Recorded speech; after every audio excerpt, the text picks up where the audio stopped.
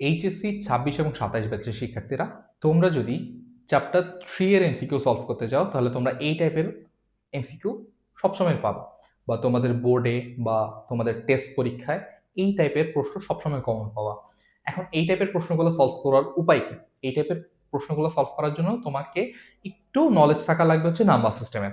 Number সিস্টেমের কিরকম knowledge থাকা লাগবে, যে এইরকম সিরিজগুলো আসলে কোন নাম্বার সিস্টেমকে ডিফাইন করে। সাপোজ ধরো এখানে একটা সিরিজ দেওয়া আছে হচ্ছে যে 5, 8, এরপরে কি দেওয়া আছে ভাইয়া? এরপরে দেওয়া আছে বি। এখন বলো ভাইয়া, যদি বি থাকে, বি মানে কোন নাম্বার সিস্টেমকে ইন্ডিকেট করে? বি মানে হেক্সাডেসিমাল নাম্বার সিস্টেমকে ইন্ডিকেট করে। এখন হেক্সাডেসিমাল নাম্বার সিস্টেমের জন্য আমরা হেক্সাডেসিমালের যোগ বিয়োগ করব, তাহলে আমরা পরবর্তী সংখ্যাটা পেতে পারি। দেখো এখানে বলছে যে 5, 8, বি, ধারার পরবর্তী মান কোনটা? পরবর্তী মানটা জিজ্ঞেস করছে, তার মানে এই ধারাটার পর নেক্সট মান কত হবে সেটা জিজ্ঞেস করছে। আমি একটু 5 আর 8 এর মধ্যে পার্থক্য জিজ্ঞেস করি। 5 আর 8 এর মধ্যে পার্থক্য কত? 5 থেকে 8 থেকে 5 বাদ দিলে কত থাকবে ভাইয়া? 3 থাকবে। আচ্ছা, এবার বি মানে কত? বি মানে আমরা জানি হচ্ছে কত? বি মানে হচ্ছে 11, ঠিক না? 11 থেকে আমি যদি 8 বাদ দিই তাহলে কত থাকবে ভাইয়া? 3 থাকবে। তার মানে পরবর্তী যেই ধারাটা হবে, যেই ধারাটা হবে সেই ধারাটা বের করার জন্য আমার কি করা লাগবে? বি এর সাথে কত যোগ করা লাগবে?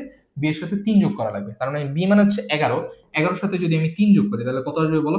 11 সাথে 3 যোগ করলে আসবে হচ্ছে 14। আর হেক্সাডেসিমেলে 14 মানে কি? হেক্সাডেসিমেলে 14 মানে হচ্ছে ই। তার মানে এখানে কি হবে? এটা হচ্ছে ই। তার মানে আমাদের আনসার কি হবে বলো? আমাদের আনসার হবে হচ্ছে ই। আশা করি তোমরা বুঝতে পারছো। এই টাইপের যতগুলো এমসিকিউ সলভ দরকার, সবগুলো এমসিকিউ সলভ পাওয়ার জন্য আমাদের পেজে লাইক এবং কমেন্ট করো। কমেন্ট করার মাধ্যমে তোমরা পুরো আইসিটি কোর্সটা পাবা। আইসিটি কোর্সের যতগুলো পিডিএফ দরকার বা যতগুলো নোট দরকার সবগুলো নোট তোমরা পাবা, ঠিক আছে? আর সামনে তোমাদের হচ্ছে যে এইচএসসি এক্সামের আগ পর্যন্ত তোমাদের যত রকম সাপোর্ট দরকার সব রকম সাপোর্ট হচ্ছে এখান থেকে পাবা। এর জন্য তোমরা পেজে লাইক, ফলো করবা আর হচ্ছে কমেন্ট বক্সে একটা মেনশন করবা, ঠিক আছে? ধন্যবাদ সবাইকে।